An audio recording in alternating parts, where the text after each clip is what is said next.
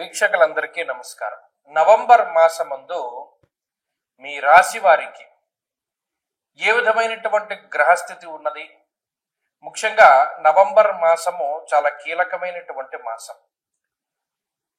ఈ మాసమందు అనేక గ్రహాల తాలూకు స్థితిగతులు, ఉదాహరణకి అతిచారంలో ఉండేటువంటి గురువు తిరిగి వక్రగతిని ప్రారంభం చేయడం, చాలా కాలంగా వక్రగతిలో ఉన్నటువంటి శనేశ్వరుడు తన యొక్క వక్రగతిని పూర్తి చేసి మరలా రుజుమార్గంలో సంచరించడం, కుజుని యొక్క స్థితిగతులు, రవి యొక్క మార్పు, ఇలా అన్ని గ్రహాలు కూడా తమ యొక్క స్థానాలని కొంత ప్రభావితం చేస్తూ ఉన్నాయి. ఉదాహరణకి ఈ మాసంలో ఉండేటువంటి గ్రహస్థితిని గమనిస్తే 10వ తారీఖు దగ్గర నుండి బుధుని యొక్క వక్రగతి ప్రారంభమవుతుంది. అయితే ఈ మాసంలో బుధుడు వక్రించి ఉన్నా, రుజు మార్గంలో ఉన్నా తులారాశిలోనే బుధుని యొక్క సంచారం ఉన్నది. అలాగే రాహుకేతువులు కుంభ సింహరాశులు ఎందే ఉన్నారు, గురువు కర్కాటక రాశి ఎందే ఉన్నారు, శనేశ్వరుడు మీనరాశి ఎందే ఉన్నారు. కాకపోతే శనేశ్వరుడు ఈ మాసంలో 28వ తారీఖు వరకు వక్రగతిలో ఉండి మాసం చివరిలో మాత్రం వక్రత్యాగం చేస్తారు, అంటే వక్రగతిని వదిలిపెట్టేస్తారు.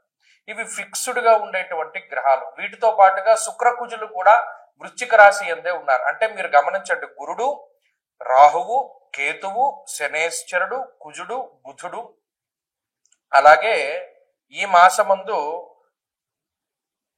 శుక్రుడు కూడా ఆల్మోస్ట్ స్థిరంగానే ఉన్నారు. మిగతా గ్రహాలు అంటే పర్టికులర్ గా రవి గ్రహం యొక్క స్థితిగతులను గనక మనం పరిశీలన చేస్తే 16వ తారీఖు వరకు తులారాశి యందు, 16వ తారీఖు తర్వాత వృశ్చిక రాశి యందు రవి యొక్క సంచారం అనేటువంటిది ఉంటుంది. కాబట్టి ఈ మార్పు ప్రభావితం చెందిస్తూ ఉంటుంది. గురుని యొక్క అతిచారము, శని యొక్క వక్రగతి ముగింపు, ఇవన్నీ కూడా తీవ్రమైనటువంటి ప్రభావాన్ని చూపించబోతూ ఉన్నాయి ఈ నవంబర్ మాసంలో. కాబట్టి ఇటువంటి గ్రహ సంచారాన్ని అనుసరించి మీ రాశి వారికి ఏ విధమైనటువంటి ఫలితాలు కలగబోతూ ఉన్నాయి అనేటువంటి విషయాన్ని చాలా క్లుప్తంగా ఈ వీడియోలో మనం తెలుసుకునేటువంటి ప్రయత్నం చేద్దాం. మీనరాశి వారికి నవంబర్ మాసంలో ఉండేటువంటి గ్రహస్థితిని గమనిస్తే ఈ రాశి వారికి పంచమంలో ఉండేటువంటి గురువు ఒక్కరే గొప్ప గ్రహం. మిగతా ఏ గ్రహం యొక్క అనుకూలత లేదు ఈ మాసంలో. అష్టమ స్థానస్థిత గ్రహాలు, నవమ స్థానస్థిత గ్రహాలు అన్ని అక్కడే ఉన్నాయి. కుజుడు గాని, బుధుడు గాని, శుక్రుడు గాని, రవి గాని, కేతువు గాని, రాహువు గాని, శనేశ్వరుడు గాని ఏ గ్రహము కూడా అనుకూలించేటువంటి స్థానాల్లో లేరు. ఒక గురు బలం. గత మాసంలో కూడా అదే చెప్పుకున్నాం. అక్టోబర్ 18 తర్వాత మాత్రమే మీనరాశి వారికి ఏదైనా ఒక జీవనం ఉంటుంది, తప్పితే ఆ లోపు ఏ విధమైనటువంటి అనుకూలత లేదు. అక్టోబర్ 18 దాటాక చాలా మంది నాకు ఫోన్ చేయడం జరిగింది. గురుగారు, మేము మీనరాశి వాళ్ళం, చాలా ఇబ్బందులు పడ్డాం, చాలా అనారోగ్య సమస్యలు వచ్చాయి, చాలా ఆర్థిక ఇబ్బందులు వచ్చాయి, చాలా కుటుంబ సమస్యలు వచ్చాయి, ఉద్యోగ సమస్యలు వచ్చాయి. 18 దాటిన తర్వాత ఇమీడియట్ గా మాకు మంచి జరిగింది అని చెప్పినటువంటి వాళ్ళు చాలా మంది ఉన్నారు. నిజంగా చాలా ఆనందపడ్డాను. ఎందుకంటే ఇప్పుడు మా వృత్తి ఎలాంటిది అంటే, ఎవడైనా బాధతోనో చెడు జరిగితేనో నెగిటివ్తోనే ఎక్కువ మంది వస్తారు. అలా కాకుండా మాకు మంచిగా జరిగిందండి, మీరు చెప్పిన విషయం ఈ గురుడు మార్పు వల్ల మాకు మంచి జరిగింది అని పాజిటివ్ గా చెప్పినప్పుడు మాకు ఇంకా ఉత్సాహం వస్తుంది, ఇంకా రీసెర్చ్ చేయాలని అనిపిస్తూ ఉంటుంది. ఎందుకంటే ఎప్పుడు నెగిటివే చెప్పారనుకోండి, పాజిటివ్ జరగట్లేదేమో అనేటువంటి ఆలోచన ఉంటుంది. కానీ ఇప్పుడు అలా చెప్పట్లేదు. కొంతమంది ఏమంటే మాకు పాజిటివ్ గా జరుగుతోంది అని చెప్తున్నారు. అది చాలా ఆనందించదగ్గ విషయం. ఇక ఈ మాసంలో కూడా అంతే. మిగతా గ్రహాలన్నీ ప్రతికూలంగానే ఉన్నాయి. రవి గాని, బుధుడు గాని, శుక్రుడు గాని, కుజుడు గాని, రాహువు గాని, శనేశ్వరుడు గాని, కేతువు గాని అన్ని గ్రహాలు ప్రతికూలమే. ఒక చంద్రుడు నెలలో అప్పుడప్పుడు యోగిస్తూ ఉంటారు. తర్వాత గురుబలం. ఇవే ప్రధానమైనటువంటి బలాలు. ఎప్పుడైతే ఈ గురుబలం ఉన్నదో అనేక రకాలైనటువంటి అంశాల నుండి బయటపడేస్తుంది. ఇంకొక మంచి విషయం ఏమిటి అంటే, ఈ ఉన్న గ్రహాలు ఏం ప్రతికూలమైన స్థానంలో లేవు. 9వ స్థానంలో ఉన్నప్పుడు అదేం ప్రతికూలమైన స్థానం కాదు, మిశ్రమమైనటువంటి స్థానం గోచార రీత్యా. అష్టమ స్థానము, అర్ధాష్టమము అంటే ఏదైనా ఇబ్బంది అనుకోవచ్చు, కానీ ప్రతికూలత ఏమీ లేదు, అది మిశ్రమము. కాబట్టి ఈ మిశ్రమ స్థానంలో ఉండేటువంటి గ్రహగతులు గురుబలం రావడం వల్ల అవి కూడా అంత ఇబ్బంది పెట్టకుండా కొంత తప్పుకుంటాయి. కాబట్టి ఇది ఒక ఊరటని కలిగించేటువంటి మాసం. మీనరాశి వారు చాలా జాగ్రత్తగా ఉండాలి. ఏదైనా ఒక పని చేయాలి అంటే త్వరితగతిని ఈ నెలలోనే చేసేసుకోవాలి, తప్పితే మళ్ళీ అవకాశం ఉండదు. ఈ గురుబలం ఉన్నన్ని రోజులు దీపం ఉండగా నీళ్ళు చక్కబెట్టుకోవాలంటారే, అలాగే మీరు ఈ గురుబలం ఉన్నంత కాలం చక్కబెట్టేసుకోవాలి. అలా చక్కబెట్టుకోగలిగితే రానున్నటువంటి ఒక 4-5 నెలల గురుబలం లేకపోతే కొంత ఇది కాస్తుంది. తప్పితే ఈ నెల వచ్చే నెల మీరు అశ్రద్ధ చేసి బద్దకించారా, పోయినట్టు. కాబట్టి ఈ గురుబలం పోతే మళ్ళీ రాదు. కాబట్టి దీన్ని వినియోగించుకోండి. ఈ గురుబలం ఉన్న మాసం చాలా గొప్పది. ఇందులో ఇబ్బందులు ఉంటాయి, కానీ రికవరీ రేట్ బాగుంటుంది. గతంలో జలుబు చేస్తే 10 రోజులు తగ్గేది ఇప్పుడు 2వ రోజు తగ్గిపోతుంది. అది తేడా. ఉదాహరణకి చెప్పారు, గతంలో ఏదైనా ప్రాబ్లం ఉంటే 10 రోజుల వరకు ఎక్స్టెండ్ అయ్యేది ఇప్పుడు 2 రోజులకు పోతుంది. ఆ రకమైనటువంటి సరళి వస్తుంది. కాబట్టి ఈ విషయాలన్నీ దృష్టిలో పెట్టుకోండి.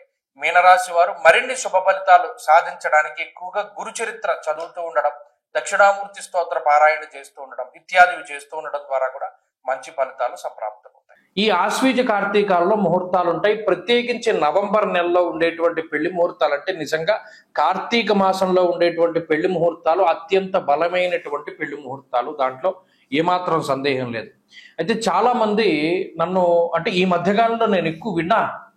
ఎందుకంటే ఇప్పుడు ఈ ఆగస్టు నెలలో పెళ్లి కుదుర్చుకుని అక్టోబర్ నవంబర్లో పెళ్లి చేసుకుందామండి, మా వాళ్ళేమో విదేశాల్లో ఉన్నారు, అక్కడ నుండి టికెట్లు బుక్ చేసుకోవాలి.